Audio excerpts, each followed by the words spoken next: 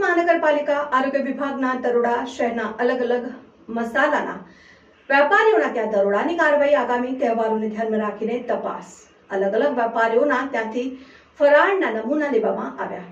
શહેરના અલગ અલગ વિસ્તારોમાં આવેલા વેપારીઓને ત્યાં તપાસ હલકી ગુણવત્તાને ભેળસેળ યુક્ત ફરાળના વેચાણ સામે પાલિકાની તપાસ।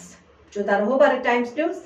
ફૂડ સેફ્ટી ઓફિસર સુરત મહાનગરપાલિકા શ્રાવણ મહિનો ચાલતો હોવાથી લોકો જનરલી શ્રાવણ મહિનાની અંદર ફરાળ ચીજ વસ્તુઓનો ઉપયોગ કરતા હોય છે, જેથી સુરત મહાનગરપાલિકાની ફૂડ વિભાગે આજે અલગ અલગ ઝોનમાં 5 થી 6 ટીમ બનાવીને ફરાળી ચીજ વસ્તુઓના સેમ્પલ લેવાની કાર્યવાહી કરવામાં આવી રહી છે। ક્યારે રિપોર્ટ આવશે અને રિપોર્ટમાં કઈ ખામી જણાશે તો કઈ પ્રકારની કાર્યવાહી? આ sample public health laboratory Surat મહાનગરપાલિકા ખાતે મોકલવામાં આવશે અને એના રિપોર્ટ 14 દિવસમાં આવતા હોય છે, પણ અમે બને એટલું જલ્દી રિપોર્ટ મેળવવાની કોશિશ કરીશું, જેથી જેમના રિપોર્ટ ધારાધોરણ મુજબના ન હોય એમની ઉપર જલ્દીથી કાર્યવાહી થઈ શકે।